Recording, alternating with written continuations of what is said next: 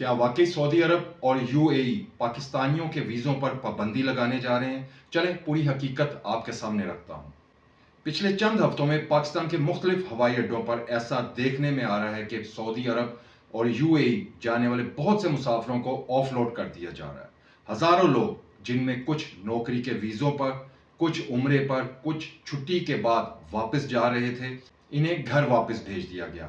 آپ اندازہ کریں، کئی لوگ پہلی بار بیرون ملک جا رہے تھے، لیکن ان کے پاسپورٹ پر سیدھا ایک آف لوڈ کا سٹیمپ لگا دیا گیا۔ اب سوال پیدا ہوتا ہے، آخر ایسا کیوں ہو رہا ہے؟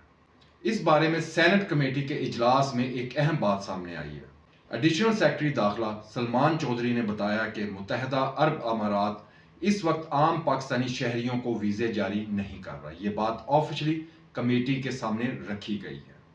انہوں نے یہ بھی کہا کہ سعودی عرب اور UAE دونوں پاکستانی پاسپورٹ پر پابندی لگانے کے بالکل قریب تک پہنچ گئے تھے، لیکن آخری لمحات میں فیصلہ روک لیا گیا۔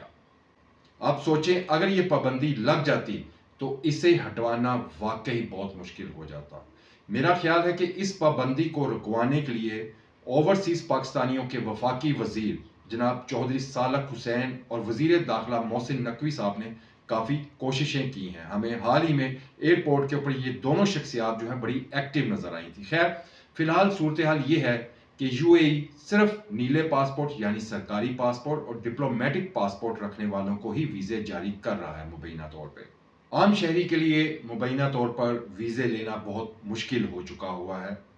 سینٹ کی انسانی حقوق کمیٹی کی چیئرپرسن سمینہ ممتاز زہری نے بھی اس بات کی تصدیق کی ہے۔ ان کے مطابق یہ سب اس لیے ہو رہا ہے کہ کچھ پاکستانی وہاں جا کر جرائم میں ملوث ہو جاتے ہیں، جس کا برا اثر پورے ملک پر پڑتا ہے۔ لیکن یہاں ایک دوسری بات بھی سمجھنا بہت ضروری ہے۔ پاکستان کے لیے عرب ممالک، خاص طور پر سعودی عرب اور UAE بہت اہم ہے۔ کیوں؟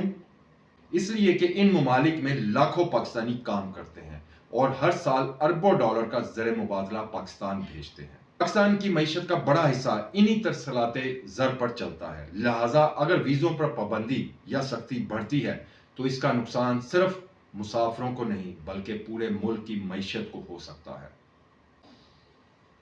اب دیکھنا یہ ہے کہ حکومت اس صورتحال کو کیسے ہینڈل کرتی ہے اور عرب ممالک کے ساتھ یہ مسئلہ کہاں تک جاتا ہے۔ اگر آپ کے کسی جاننے والے کو آف لوڈ کیا گیا یا حال ہی میں ویزے کے مسئلے کا سامنا کرنا پڑا ہے تو کمنٹس میں ضرور بتائیں اور ویڈیو شیئر کریں تاکہ زیادہ لوگوں تک یہ حقیقت پہنچ پائے اور وہ اس حقیقت کو سمجھ سکیں۔